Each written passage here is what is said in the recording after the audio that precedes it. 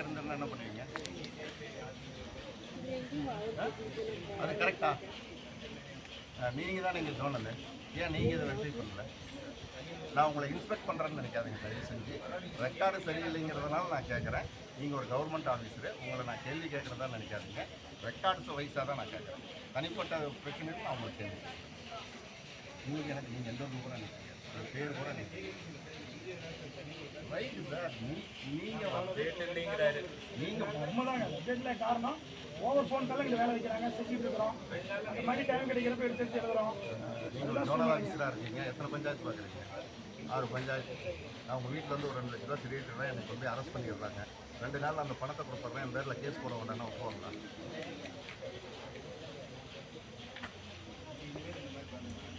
கிராம சபை கூட்டம் சுதந்திர தினத்தன்னைக்கு நடக்குது. அன்றைக்கி 31 ரெக்கார்ட்ஸும் வைக்கணுங்கிறதுக்கு அவரு கேர்லெஸ்ஸாக இருக்குது. நீங்கள் அதை பார்க்கணுமா பார்க்கணும், கரெக்ட் பண்ணு.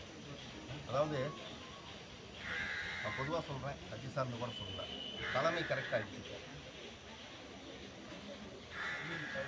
க்ளீனாக இருக்கணும்னு சொல்லிட்டு இந்த தமிழ்நாட்டினுடைய முதலமைச்சர் கரெக்டாகிட்டார். கரெக்டாக கிடையாது, அமைச்சர் கரெக்டாக கிடையாது. முதலமைச்சர் லஞ்சம் வாங்குறதில்ல, அமைச்சர்கள் லஞ்சம் வாங்குறதில்ல. இன்னும் கீழ்மட்ட அதிகாரிகளும் கீழ்மட்டத்தில் இருக்கிறவங்களும் இன்னும் சரியாகும். நம்ம பையனுக்கு நடக்காது சார், தெரிஞ்சுக்கலாம் சார். நம்ம பையனுக்கு நடக்காது தெரிஞ்சில்ல. இந்த ஆட்சி அமைந்து 100 நாள் கடந்துடுச்சு. 100 நாள் வந்து தலைமையில் இருக்கிறவங்க எல்லாமே, பெரிய இடத்துல இருக்கிறவங்க எல்லாமே கரெக்டாக இருக்கிறாங்க சார். தவறு இருக்கலாம், 1 2 இருக்கலாம் சார், நான் அது வேண்டாம்னு சொல்லுவேன். 100% தவறு இருக்கலாம் சார். இந்த 100 நாளில் ஒரு 10%ஆவது மாறி இருக்கணும் சார். 100% மாறாமல் இருந்தால் எப்படி சார்? 31 ரெக்கார்டில் இங்கே 10 ரெக்கார்டு கூட இல்லை. அடுத்த டைம் உங்களுக்கு எல்லாமே பொதுமக்களுக்கு பதில் சொல்லிட்டு இருக்காங்க. எங்கிட்ட பதில் சார், உங்களுக்கு எல்லா விஷயம் தெரியுங்க சார். மற்றவங்க கூட ஒன்றும் தெரியாமல் இருக்கலாம். உங்களுக்கு எல்லா சூழ்நிலையும் தெரியும் சார். எல்லாத்துக்கும் தெரியாதுல்ல, அவருக்கு தெரியுங்க, எல்லாத்துக்கும் தெரியாதுல்ல. நீங்க அவருக்கு தெரியும், அவருக்கு நீங்க சொல்றீங்க, எல்லாத்துக்கும் தெரியாதுல்ல.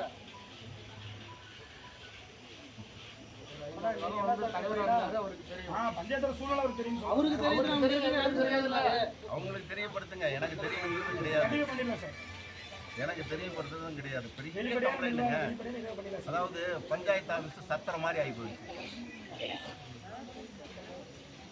இப்போ இது எங்கே அவர் டாக்டர் இருக்காரு, ஒரு ஆஃபீஸில் மத்தியானம் இவர் ஸ்டாஃப்ஸ் எல்லாம் தூங்கிட்டு இருந்தால் நல்லா இருக்குமா?